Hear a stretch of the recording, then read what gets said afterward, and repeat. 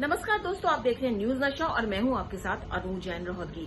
आप में से बहुत कम लोग ये जानते होंगे कि यूक्रेन और रूस के बीच छिड़े युद्ध की असली वजह क्या है।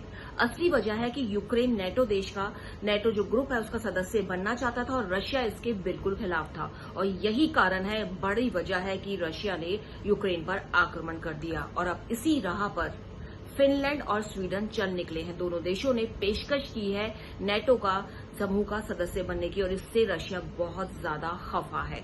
हालांकि जो दोनों देश हैं, चाहे वो स्वीडन हो फिनलैंड हो, इसके रूस के साथ अच्छे संबंध रहे हैं, लेकिन रूस ने जिस तरह से पिछले कुछ वर्षों में अपने आसपास की जो कंट्रीज हैं उनमें इन्वेजन किया है, चाहे वो जॉर्जिया हो, क्रीमिया हो या अब यूक्रेन के कुछ हिस्सों में उसने जो इन्वेजन कर दिया है जबरदस्ती, उससे ये देश जो दोनों देश हैं घबराए हुए हैं क्योंकि इनकी सीमाएं भी काफी हद तक रूस से लगती है और रूस बड़ी आसानी से उन तक पहुंच सकता है। और ऐसे में रूस एक बार फिर बहुत ज्यादा गुस्से में है और यहां तक उसने इन सब के बीच एक धमकी दे दी है कि अगर जो यूरोपियन देश हैं उसके खिलाफ जाएंगे, नेटो का सदस्य बनेंगे, तो परमाणु अस्त्र का वेपन का प्रयोग कर सकता है। काफी बड़ा धमकी रूस ने दे दी है और फिनलैंड पर तो आक्रमण तक की धमकी दे दी है।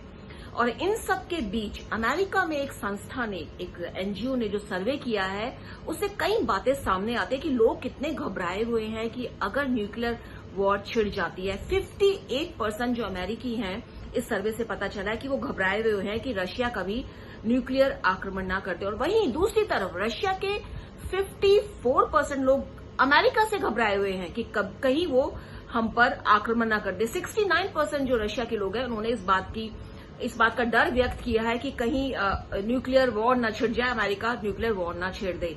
और 77% हंगरी के लोग अभी भी इसी कॉन्फिडेंस में है कि रशिया जो है वो न्यूक्लियर वेपन का इस्तेमाल नहीं करेगा। जबकि दूसरी ओर ब्रिटेन, 58% ब्रिटेन के जो स्कॉटलैंड में जो सर्वे हुआ, उनका मानना है कि ब्रिटेन को अपने न्यूक्लियर जो वेपन है वो अपडेट कर लेने चाहिए, हो सकता है उसकी जरूरत पड़ जाए। तो तमाम तरह की चीजें चल रही हैं।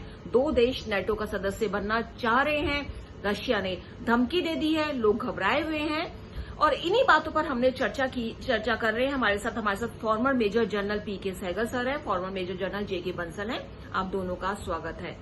मेजर जनरल पीके सहगल सर, आपसे जानना चाहेंगे कि अगर ये दोनों देशों ने नेटो का सदस्य बनने की पेशकश की है, क्या इससे कुछ जो युद्ध चल रहा है इस पर असर पड़ेगा और क्या रशिया जो धमका रहा है फिनलैंड पर आक्रमण करेगा, क्या ऐसा करेगा वो?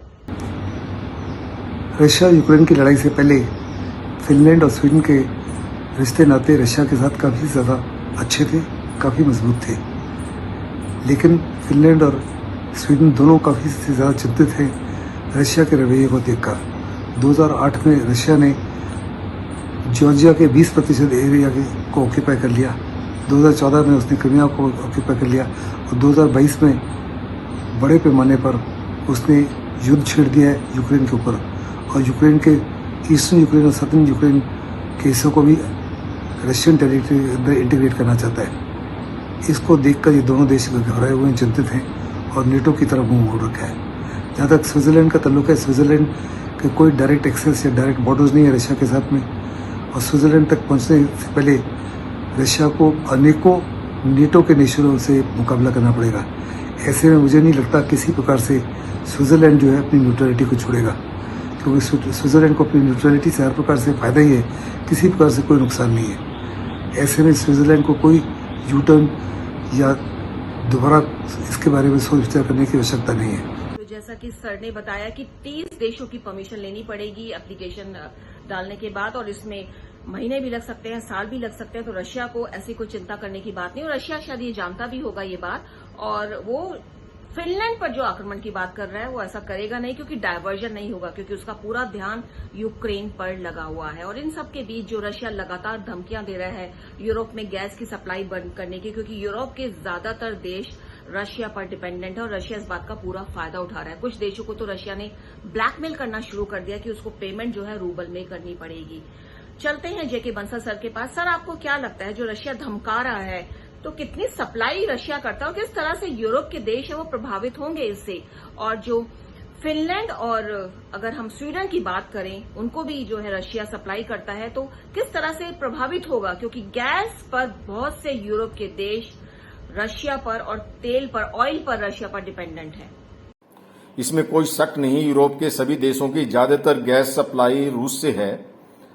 युद्ध के दौरान में रूस ने यूरोप को $47 बिलियन की गैस बेची है। अगर रूस यूरोप को गैस सप्लाई बंद कर देता है तो उसकी इकोनॉमी चरमरा जाएगी। इसलिए मुझे लगता है कि यूरोप को गैस सप्लाई रूस बंद नहीं करेगा।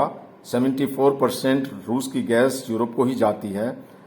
रूस ने ऑयल का विकल्प तो इंडिया और चाइना के साथ ढूंढ लिया है, लेकिन गैस सप्लाई सिर्फ पाइपलाइन से होती है, जो कि यूरोप में है, और इंडिया और चाइना में कोई पाइपलाइन नहीं है। हालांकि कुछ देश जैसे बल्गारिया और पोलैंड को रूस ने ब्लैकमेल करना शुरू कर दिया है और उनसे कहा है कि हमको रूबल में पेमेंट चाहिए।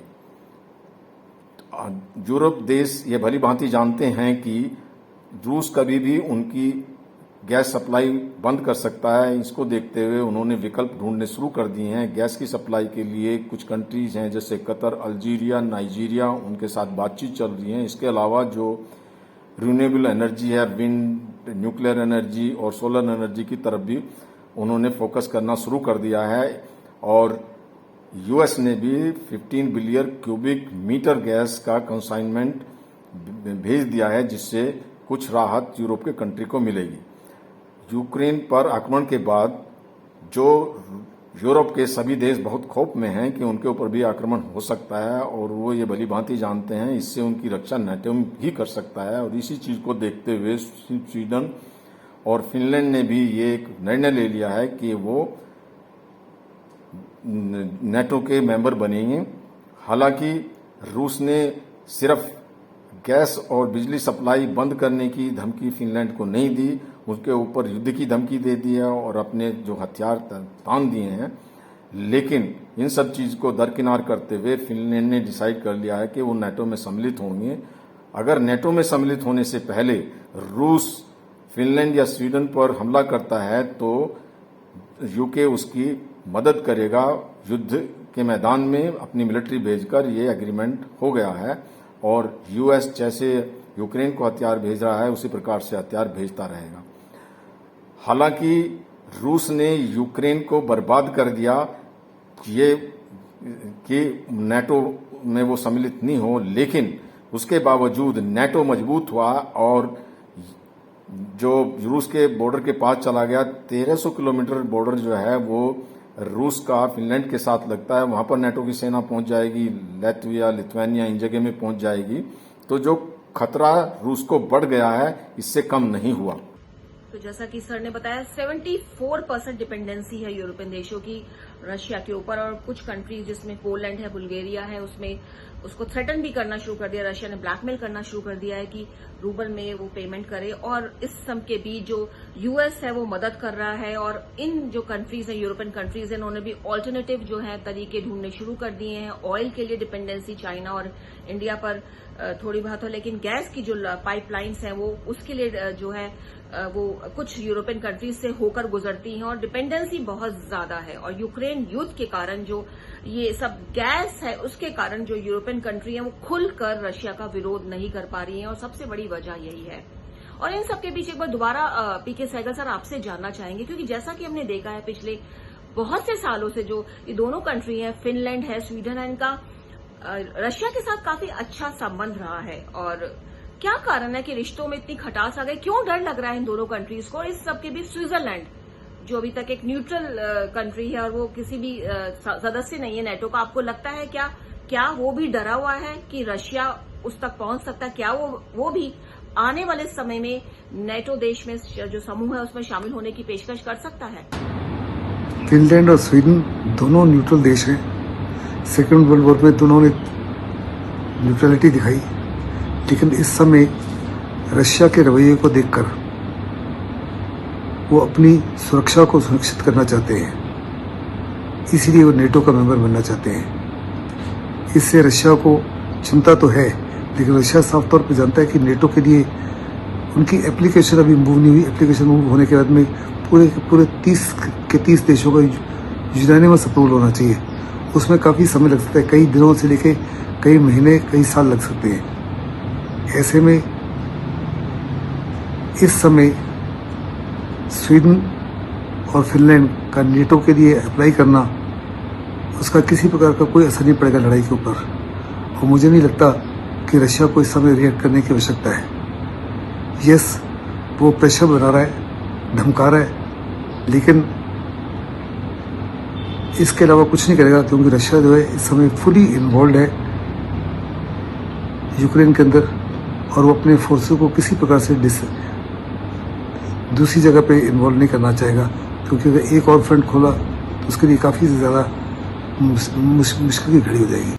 तो जैसा कि सर ने बताया कि पहले जॉर्जिया में 2014 में क्रीमिया को हड़प लिया और अब यूक्रेन के पे कब्जा करना चाहता है रशिया, और इसी कारण जो है ये दोनों देश जो हैं घबराए हुए हैं, नेटो का हिस्सा बनना चाहते हैं कि कभी उनकी कंट्री में इन्वेजन हो तो नेटो ग्रुप जो है वो मदद कर सके। और जहां तक स्विट्जरलैंड की बात है, सर कहते हैं, सर का मानना है कि दूर है, वहां तक पहुंचने के लिए रशिया को काफी प्रयत्न करने पड़ेंगे, तो यू टर्न शायद स्विट्जरलैंड ना ले, लेकिन इन दोनों देशों ने इसी कारण से डर के चलते हुए, जो डर व्यक्त किया है उसके चलते हुए दोनों देशों ने पेशकश की है नेटो ग्रुप का सदस्य बनने की। तो दोस्तों, न्यूज नशा के जरिए कोशिश रहती है कुछ मुद्दों पर, ऐसे मुद्दों पर जो अनटच्ड रहते हैं, चर्चा का विषय नहीं बनते, एक्सपर्ट्स के माध्यम से चर्चा की जाए। उम्मीद है आपको हमारा ये प्रोग्राम पसंद आता होगा, इसलिए देखते रहिए न्यूज नशा, बने रहिए हमारे साथ, आदत हर खबर की।